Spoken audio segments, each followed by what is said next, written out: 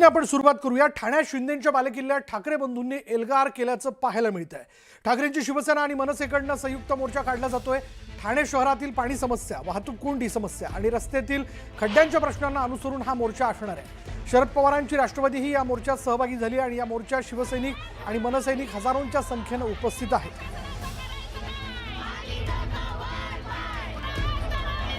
अधिक माहिती आपण जाणून घेणार आहोत। आमचे प्रतिनिधी अजित मांढरे आपल्या बरोबर आहेत। अजित, काय माहिती बद्दल?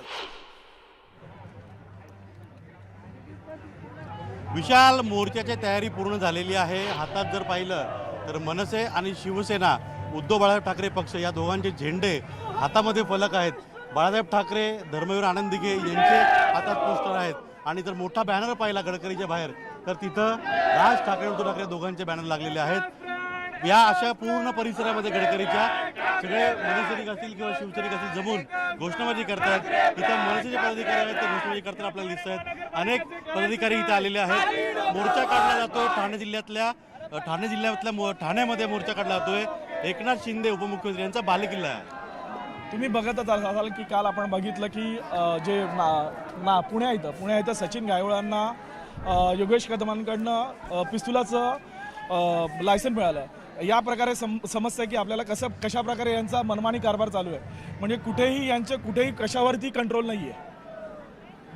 साहेब, काय सांगाल तुम्ही? मोर्चामध्ये सामील झालायत, मुद्दे मोर्चामधले आणि बाळासाहेबांच्या आखाड्यात तयार झालेले धर्मवीर आनंद दिघे साहेब, त्या आनंद दिघे साहेबांनी ज्या पद्धतीने या ठिकाणी शिवसेना आणि ठाणे महानगरपालिका चालवली, लोकांना अभय होतं।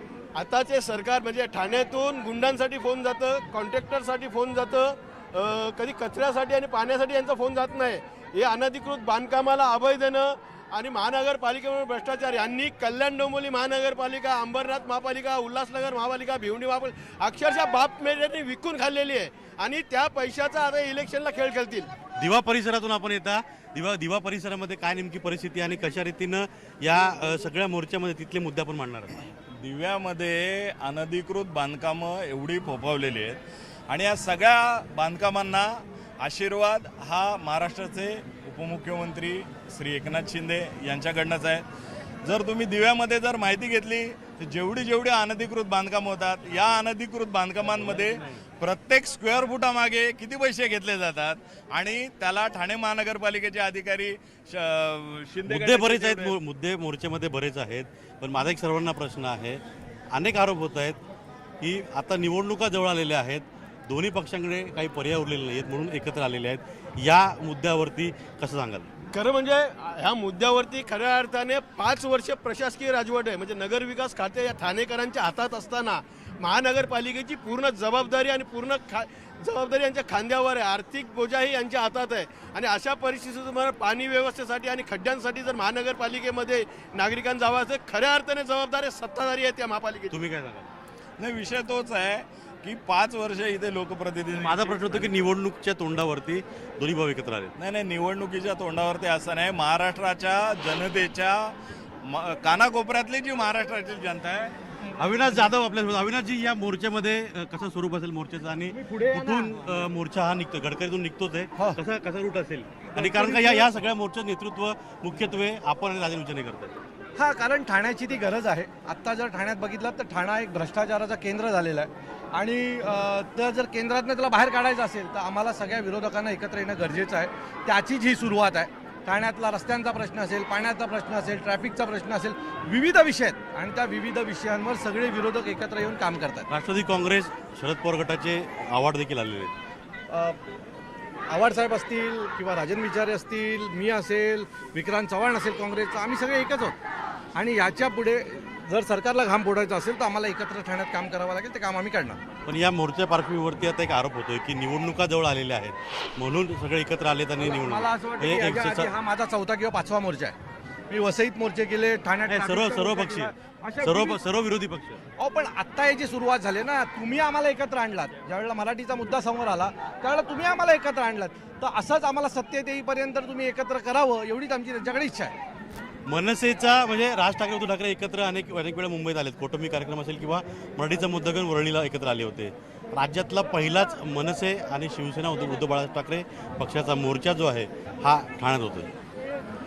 नाही, एक आनंद वाटतो याच्याकरता की आजही एवढ्या तुम्ही बघत असाल तर प्रचंड समुदाय ठाण्यातला रस्त्यावर उतरलेला आहे आणि हा मोर्चा काही तुम्ही त्याला युतीचा मोर्चा किंवा युतीच्या संदर्भातल्या काही बातम्या याच्याविषयी बोलण्यापेक्षा ठाणेकरांना गेले अनेक दिवस अनेक महिने जो त्रास होतो आहे याच्यावर ही ठाण्यातली जनता रस्त्यावर उतरलेली आहे आणि मला तो लोकांचा प्रश्न जास्त महत्त्वाचा वाटतो की मुख्यमंत्रीपद ठाण्याने भूषवलं, उपमुख्यमंत्रीपद ठाणे भूषवते, पण हे असताना सुद्धा एकंदर तुम्ही सगळं वातावरण बघितलं तर इतकी बजबजपुरी माजलेली आहे.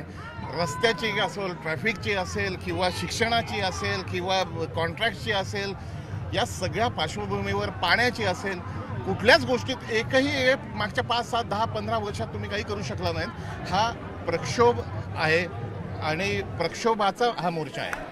मेट्रोबद्दल आपण बोलत होतात. मेट्रोचं नुकतंच आता उद्घाटन झालेलं आहे आणि नवीन वर्षाच्या सुरुवातीलाच 4 स्टेशन जे आहेत ते मेट्रो ठाणेकरांच्या सेवेला येणार आहे. हे कसं आहे माहिती आहे ना, तुम्ही क्लस्टरचं किती वेळा बातमी केलेली आहे, तेवढ्या वेळा तुम्ही मेट्रोच्या बातम्या करताय. अहो 2 डबे आणून वरती उद्घाटन करून कुठे काय मेट्रोचं काही दिसतंय का तुम्हाला? गोष्ट अशी आहे की इथून मेट्रो कुठपर्यंत जाणार होती, आता कुठपर्यंत जायला पाहिजे होती ती बोरिवलीपर्यंत 2026मध्ये. आज तुमचे 2 डबे येऊन नुसतं उद्घाटनाचा फार्स करताय. हल्ली काय नुसतं बातमी आणि सोशल मीडियावर जे काम चालतं ना तेवढ्यापुरतं ते मर्यादित आहे. आज एकाने मला विचारलं की काय तुमचं ठाण्यातलं मोर्चाचं वातावरण कसं आहे, म्हटलं छान आहे वातावरण, एकदम रस्ते गुळगुळत आहे, सगळ्यांच्या घरी भरभरून पाणी येतं आहे, आत्ताच मोर्चा मेट्रोनेच आम्ही काढणार आहोत. नुसती आश्वासनं द्यायची आणि असं भूलभुलैया हे करायचं, याच्याशी बोलीनच मी आता. पण आता एक आरोपही होतोय की निवडणुकीच्या तोंडावरती दोघं भाऊ एकत्र आले. निवडणुकी कधी झाल्या? निवडणुकी 8.5 वर्ष झाली, 8.5 वर्ष.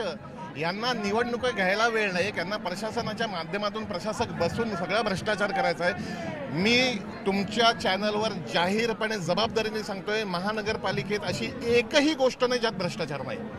आणि या सगळ्या बाबतीत इकडे भाजप त्याच्यावर आरोप करतोय, ते त्यांच्यावर आरोप करतात. आज गोष्ट अशी आहे की भाजपचा आमदार यांच्यावर आरोप करतोय, एकमेकांवर खेळत बसलेत आरोप. या सगळ्या ह्याच्यात ठाणेकरांना काय मिळतंय? आज ठाणेकर इथे रस्त्यावर उतरून आमचा हा संघर्षाचा पहिला दिवस आहे. निवडणुका येतात आणि जातात. निवडणुका हा महाराष्ट्र नवनिर्माण सेनेचा काही अजेंडा नसतो. लोकभावना काय आहे आणि लोकन्यायासाठी राजसाहेबांनी आम्हाला इथे रस्त्यावर उतरवलंय. पण ठाणा एक महत्त्वाचा ठाण्याची ओळख आजच्या दिवसाला भ्रष्टाचाराची राजधानी म्हणून झालेली आहे. ठाणेकरांचं हे दुर्दैव आहे. पण खऱ्या अर्थाने या सगळ्या गोष्टीला जाब विचारण्यासाठी आजचा हा धडक मोर्चा आमच्या शिवसेना, उद्धव बाळासाहेब ठाकरे आणि महाराष्ट्र नवनिर्माण सेना आणि त्याचबरोबर इतर पक्ष देखील जे सामील होणार आहेत आणि सर्वसामान्य ठाणेकर जे ह्या सगळ्या गोष्टीला त्रासलेले आहेत. आपण बघू शकाल हा मोर्चा ही एक संधी आहे की लोकांनी या लोकांना जाब विचारावा की इथली समस्या ज्या दैनंदिन दिवसाच्या आहेत, मग त्या ट्रॅफिकच्या असो, रस्त्याच्या असो, रस्त्यातील पडलेल्या खड्ड्यांच्या असो, इथे जे फ्लायओव्हर बांधलेले आहेत त्याच्यावरती जो ढीग त्या डांबराचा टाकला जातो आणि कव्हरअप केलं जातं त्याच्यामध्ये झालेला भ्रष्टाचार असो, इकडे कचऱ्याच्या व्यवस्थापनाचा विषय असो, पाणी टंचाईचा विषय असो, अनेक असे विषय ज्याला लोक त्रासलेली आहेत आणि खऱ्या अर्थाने यांना जाब विचारणं गरजेचं आहे.